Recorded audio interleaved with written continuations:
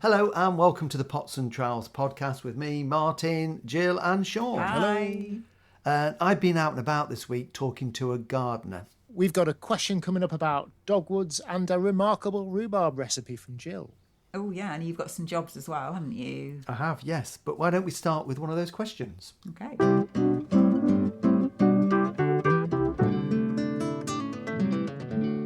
We've had a question from Andrea, a regular listener. She's sending the question from sunny Lancashire. That's where I come from, so I can attest that it's usually not sunny in Lancashire. But I'm guessing, it's sunny at the moment. Enjoy it sunny while when you Andrea can. wrote this. Absolutely. She wants to know when she should prune cornus. She only planted them last year, and they are now about 2 feet tall.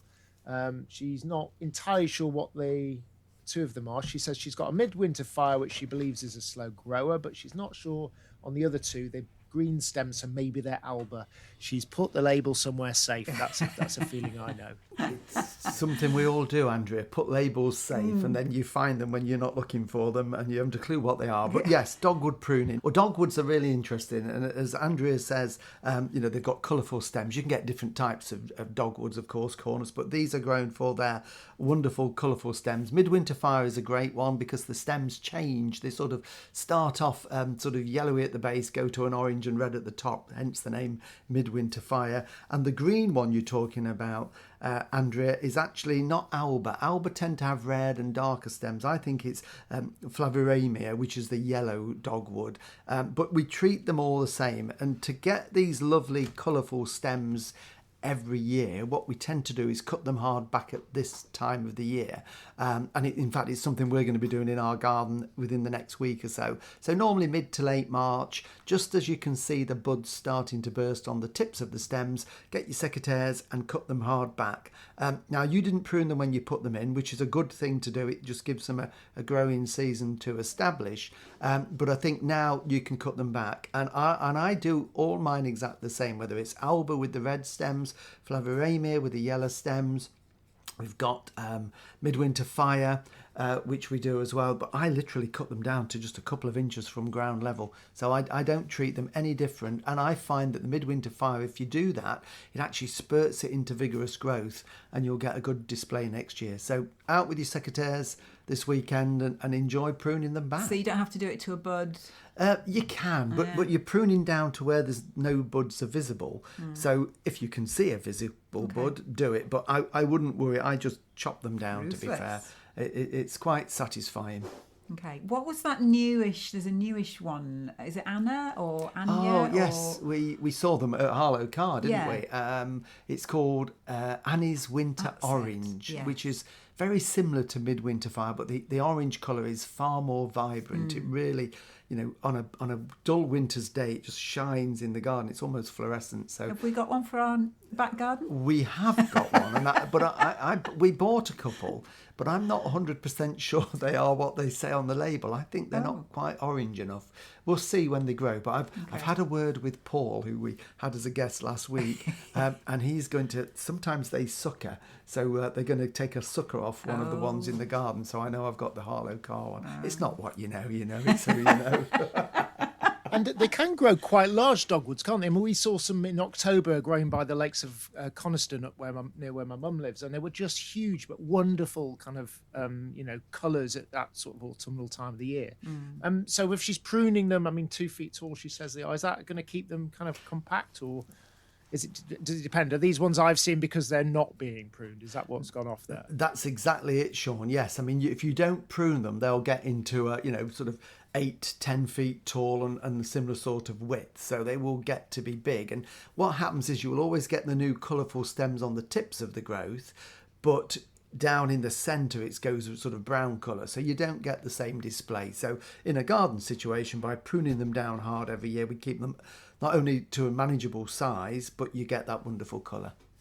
And not that this is making this into a pruning special, but our current video is rose pruning, and it reminded me that I pruned our roses, and I think I've done it completely wrong and gone far too hard on them. So I'm hoping they'll be all right and they'll survive. But roses quite hardy, though, are they? Yeah. Am I going to get away with it? You won't kill a rose by pruning it hard, Sean. They are pretty indestructible. So sometimes they need it. If it's an older one that hasn't been pruned particularly hard in the past and you get lots of old wood at the base, sometimes by just taking them down that bit harder, which sounds like you've done, will actually generate some lovely new growth from the base, and it will rejuvenate it in theory. So yes, the worst thing you can do is just tip them every year. You need to go down or midway and take a bit out lower down. But they'll be fine, absolutely. Will it affect the amount of flowers though? No, because they flower on, I mean, if it was a rambling rose, and then it gets a bit more technical because they flower on the previous season's growth. But if it's a bush rose, a sort of floribunda, a hybrid tea type rose, then they flower on the new wood. So you'll get your flowers in June as normal. So say it with confidence, Sean, you did it on purpose. Well, I'd like to say I did it on purpose. I was just thinking, I knew it was the right time of year to do it. I just perhaps should have asked for a bit of advice on how, but I thought, no, this is the time. I remember we did the video on autumn pruning where you go halfway. I thought, and this is where you go right down to the bottom. It is. So yes. I did. Well, I've been doing a bit of pruning myself this week, because as you said, our current video is on rose pruning, and that was at a garden we visited in Nottinghamshire. And while you were doing your filming, I caught up with Jane Bennington, who is the garden volunteer manager at the National Holocaust Centre in Nottinghamshire, to find out what she's up to.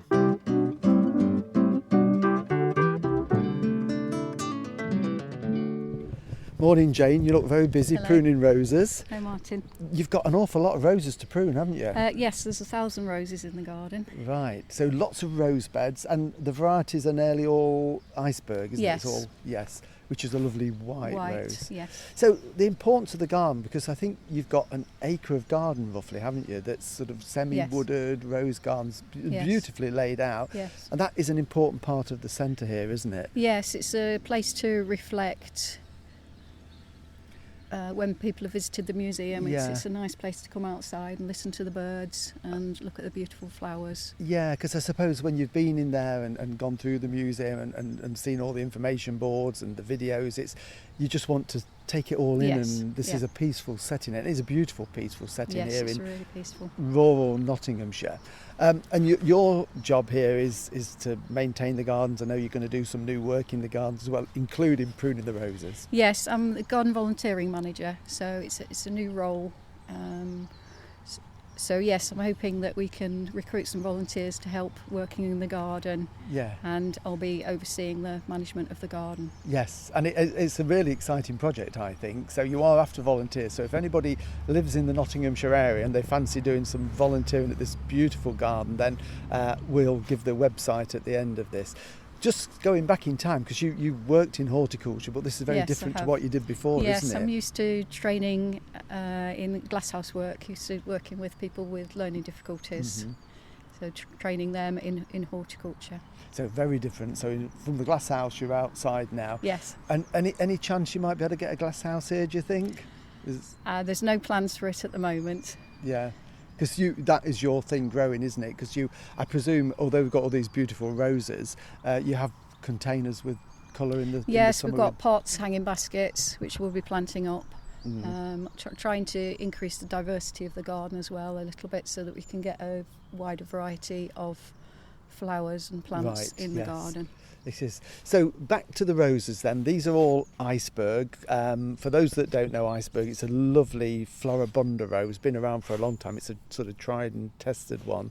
Doesn't look like they've been planted that long and you've not been here that long yourself, but I think they're fairly young, aren't they? Yes, I think so. Probably 4 or 5 years Yeah. in the garden. So have you actually seen them in flower yet?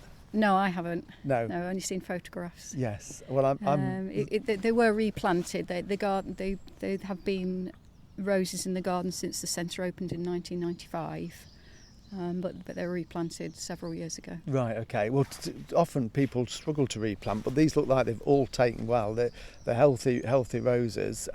Good thing, I suppose, from your point of view, pruning these have not got many thorns on them, have they? No, that makes the job a bit easier. It does, doesn't it? Yeah, you don't need gloves. So I know you're going to be busy pruning roses, and hopefully you'll get some volunteers will come along and have a chat to you. There are other plans happening in the garden, so some changes. So tell Yes, we've us got plans roughly for what a you're new doing. welcome walkway. So we're going to be taking that through the side of the garden, and then there's plans to develop the garden to incorporate different plants so that it's more year-round interest. Right. So obviously with the roses, there's a lot of interest in the summer, and they look absolutely beautiful.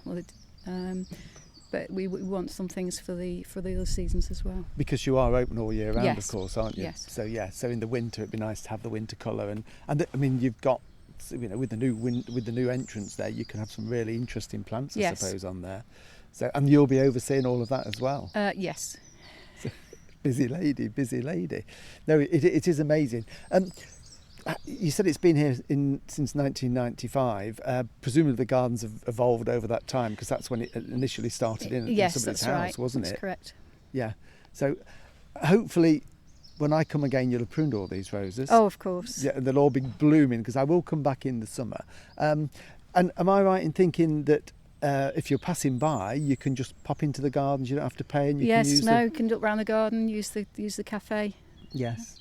It's a lovely place. I've passed it many times, but never been in, and I didn't realise at the back of the hedges and the walls what a beautiful, tranquil place this is. So it must be a pleasure Thank to you. work here, Yes, isn't it? I'm enjoying it so It far. is. Yeah, well, it is, and today it looks like the sun might even be coming out. So wish you all the very best with it. Thank you. If we can get some volunteers, that would be even better. I'll prune a few while I'm here, just to make sure I'm feeling it. And then I think we can go and have a chat about Right. future plans. Well, let's get on with it then. Come on then, yes, exactly, right. Oh, that's my marching orders to get on with. I've got my secateurs in my pocket. Well, shall we do one? Let's prune one. So because these are, looking at them, you're new here, so these have been pruned by other people in the Yes. past. They do need a bit of a fettle, really, don't they? They Just do. a bit of a sort out. So one of the things I've noticed is they've got a bit of dead wood in. So first thing would be to get rid of any dead wood like that, because not only do those snags look not particularly attractive, but they harbour disease then. And so can you get those bits there, Jane? I can't get those. Are you timing yourself on these roses? Oh, not yet. Because if you've got 1,000 and they each take 3 or 4 minutes, that's still quite a lot of hours. And then any little crossing bits we can take out. So we can take a couple of those little bits out down there, you. So what we're trying to do is open up these roses, because they're a little bit congested because they haven't been thinned. And by taking those spindly shoots out and those dead bits, they look so much better already. And then we've got some quite nice strong growth, so we really just want to reduce it down to a bud. So I'll do this side, you do your side. Thank you. Okay. It's quite therapeutic pruning roses, I think. Although I've never pruned 1,000 in one go. Have you done much with roses before? I suppose if you're in the glass houses, you didn't do a lot of rose pruning, did you? No, I haven't. That's why I sort of would appreciate the advice of an expert. Thank you, Martin. Well, if we find one, we'll get him to pop in. I thought that was you. Oh, is it? Oh, don't believe all you hear. That's it, you prune that one to there. So there we go. I think that's looking so... I'm going to take that one off there. That's looking so much better. I almost feel I need to take a photograph of before and after. So we've done between us now 1, 2, 3, 4, 5, 6, 7. So that still leaves quite a few to do. So I'm going to let you get on with it. Thank you. Thank you, Jane. Thanks for chatting to me. Thank you very much.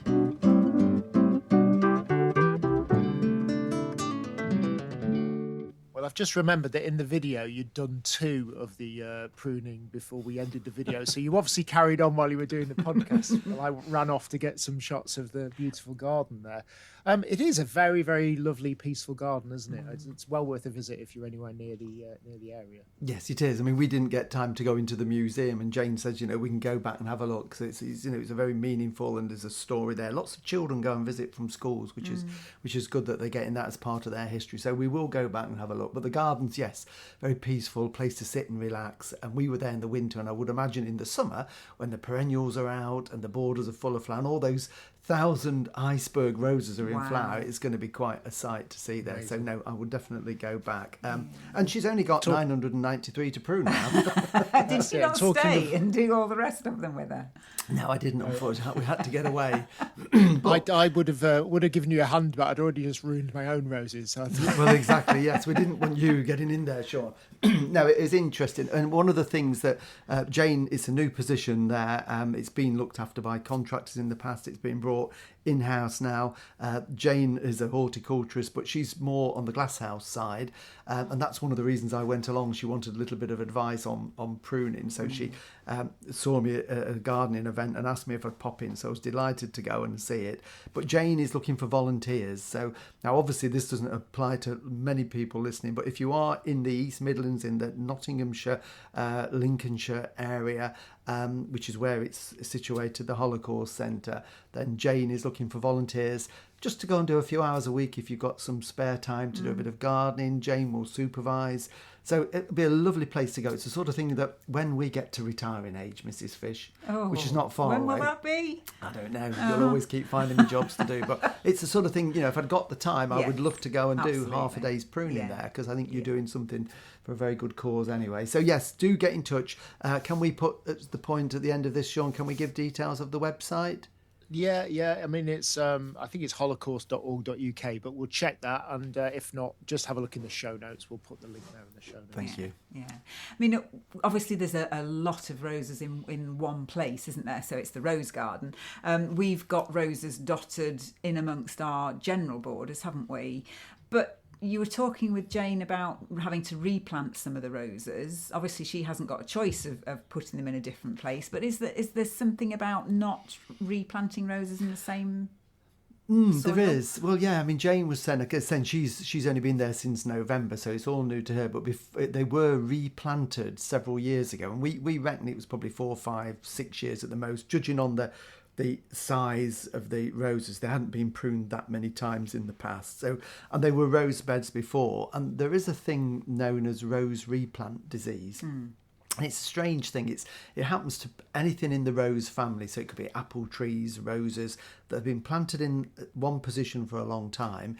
If they are then getting too old and you take them out and you replant another one, the new ones don't establish as quickly. Right. And I don't think anybody really knows, but it's as if the sort of nutrients have been depleted, and it's very difficult for these new roots to get out into the soil and make good growth.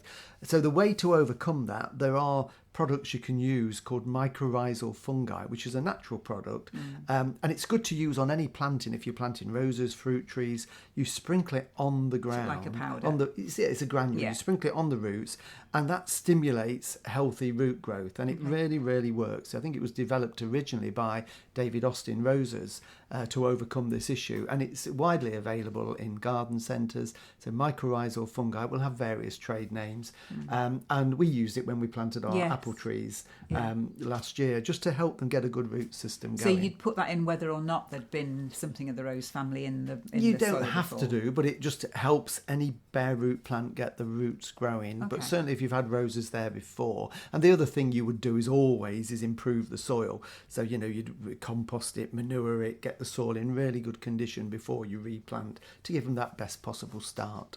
If you've got a question for Martin, do drop us an email, info@potsandtrowels.com. And talking of questions, seamless link into the next question from the listener.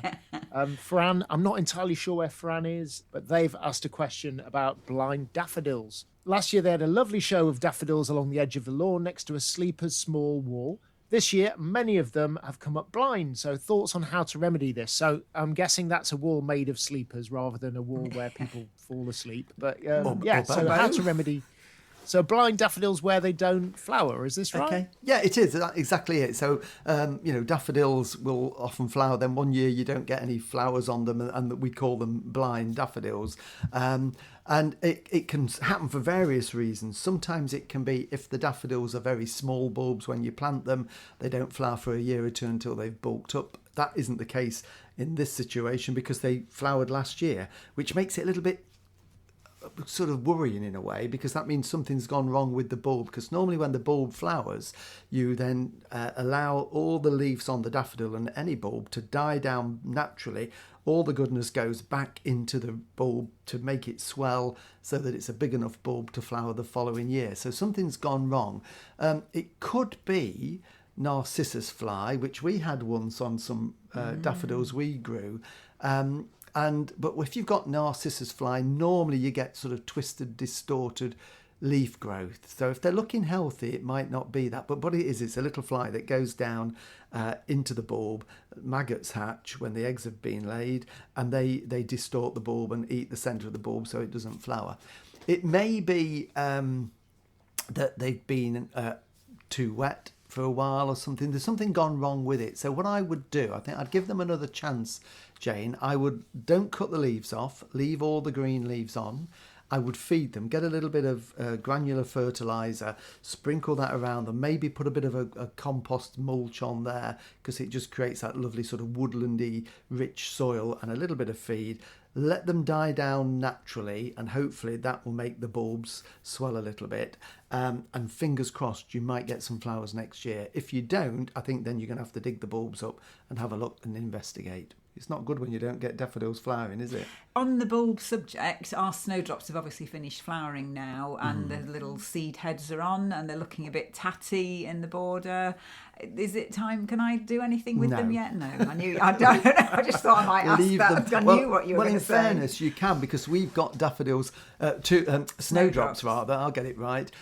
Coming up in a bed where it wasn't a bed, it was a lawn, wasn't it? Yeah. Oh, and yeah. we pruned a tree, straightened the border, and we've got them coming up where we don't want them. So what we need to do now, and I like to do it when the foliage is just starting to turn as if it's going a little bit yellow, that means the bulb is feeding itself, building up for next year, is to lift them where we don't want them, and we can then divide them, move them and plant them in clumps in various places of the garden. So I don't want you going anywhere near them with your shears or secateurs. I am a bit of a tidy freak, I must admit. But in perfect time to move them.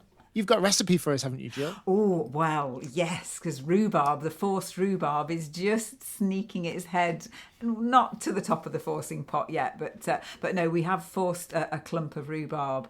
And although it's quite new for us, you're not really going to let me pick a lot of these, are you? But yeah, there is forced rhubarb around now. And I love the forced rhubarb because it's just got a really fresh taste. It's not as tart as the main crop rhubarb. It's got that gorgeous pink colour. It's actually quite hard to get. I was looking in supermarkets and none of the supermarkets seem to stock it now. So if you're not growing any, you need to maybe go to a farmer's market or a farm shop and get some that way. But it's really expensive, isn't it? I had to drive all the way from where we live in Lincolnshire. Well, I was there on business. You were there. To Yorkshire to find rhubarb. We can't get any near where we live. Yeah, but anyway, so I have to make the most of it at the moment because we're a bit limited on what we have. But this is my go-to pudding with some forced rhubarb. It's really quick to put together. It only takes about 5-10 minutes. So you need, for 2 people, you would get 2 or 3 sticks of your forced rhubarb, chop them up into 2 centimetre, 1 inch pieces, and put them into a pan with a scattering of sugar. You don't need a lot with the forced rhubarb because you want that lovely fresh taste, and a dash of water. Just cook that really gently on a very low simmer until it's just tender, so 5-7 minutes, no more. Put that to one side and let it cool. And then in a bowl, you are going to mix just a small pot of plain yoghurt and about 100 ml of creme fraiche. So mix those 2 together and then add in a bulb of stem ginger. Just dice that up first of all. So it's nice and small. Mix those all together. And then that's your pudding essentially done. So you just need to construct it. So put in a serving glass, put some layers of the rhubarb and then the yoghurt mixture until you reach the top of your glass. So you can maybe do 2 or 3 layers depending on the size of your glass, and then scatter over about a tablespoon of muscovado sugar. So divide that between the 2 glasses because this is for 2 people. And then just pop it in the fridge and leave it for about an hour. And the muscovado sugar will just dissolve and leave a gorgeous brown syrupy sauce on top of the yogurt and creme fraiche.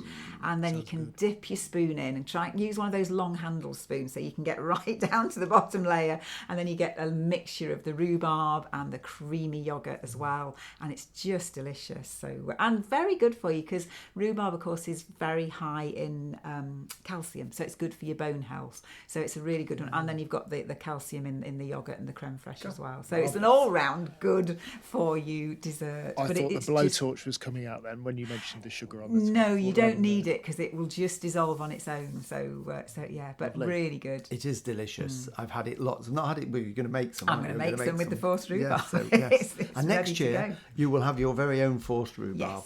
Yes. when I know. I it's do keep established. looking down inside the pot, I know. but there might be one or two I can sneak. Just to clarify that's because this is a fresh grown rhubarb, so you're going to wait a year before harvesting. Is that right, Martin? That's right, Sean. Yeah, absolutely. We only planted it last spring, so it's had one growing season. We've got one bigger clump that we are trying to force a little bit. It's not ready, but the young plants we put in last year, we'll give them 2 years to get. Well, this year we'll start pulling a little bit. We didn't pull any last year. Give them another year to bulk up, and then next year I will put the forcing pot on one of them, and we'll force one of those clumps to get some lovely pink early rhubarb. Gorgeous. Watch this space. Anything else to tell us about rhubarb then, Martin? Well, yes. I mean, the rhubarb's growing, and if you've got some in your garden and it's growing, I've seen photographs where some rhubarb is very advanced and some is dormant. I think that's partly whereabouts you live in the UK, maybe, and also which variety it is. But if you haven't fed your rhubarb, there is still time to feed it, because it's quite greedy. We're taking a lot of stalks off rhubarb, so we've got to give it something back. So it's always good to mulch them if you've got some homemade garden compost or manure, a bit of that round them to seal in the moisture, but a little sprinkling of fertiliser. And we use the dry poultry pellets because they're high nitrogen, and that promotes nice long growth. We've already touched on pruning, haven't we? So it's, dogwoods, roses. Time to get out there with your secateurs and have a tidy up and sort them out. And if you've got any last plants that you bought that are bare root, so rose bushes or fruit bushes or small trees that came without a pot, get them in now, because the buds are starting to burst and you need to get the roots in the ground straight away. And then I'm going to be planting a little bit in the veg garden. I'm going to maybe next week start a little bit of seed sowing, but again, I like to wait till the end of March, early April to sow outside. But we've got the little broad bean plants that we raised. Oh, they're great, aren't It's they? really lovely, Yeah. stocky little plants. Yeah. It's some seed we got from King's. It's a variety called the Sutton, an old-fashioned variety. But it's a dwarf one. It only grows to about 35 centimetres, which is 12, 14 inches. You can plant them in the garden. They don't need any support. And they're great in pots. If you haven't got a veg garden, just get some large plant pots and put 3 or 4 plants in there. So we started them off in the greenhouse. They're about 3 inches tall now, so they can be transplanted out into the garden. And if you haven't sown any, there's still time. Get yourself a packet of seed and put those directly into the garden, or start them off in pots, because they're delicious, young broad beans. You always put some pea sticks in just to support, even though they're dwarf, you still support them a little bit though, don't you? Exactly. But it's all starting to happen now. It does feel like spring is in the air. Could you use, you're pruning your dogwoods with all those colourful stems. Could you use those to support the broad beans? You could do, and you might even find one or two of them might even root, which would be a bonus if you lived at the end of the season. It's a bit late for hardwood cuttings, but Andrea, do that? Have we just invented something new? No, not really. Oh, okay. But it's a good idea. I like the Good idea. I like the idea of that. Yeah, always. Yeah, keep trying things. We'll invent something at some point. Yeah. Just a reminder, if you've got a question for Martin, info@potsandtrowels.com. Just drop us an email.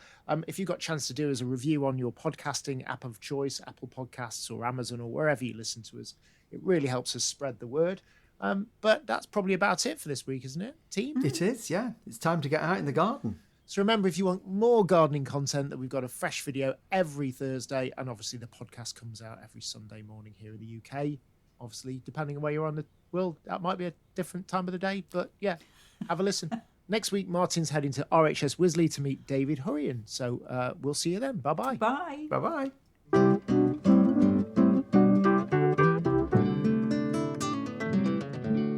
Watch the videos on YouTube or Facebook, follow us on Instagram, Twitter or X, and subscribe to the podcast and never miss a thing. For more information, go to potsandtrowels.com.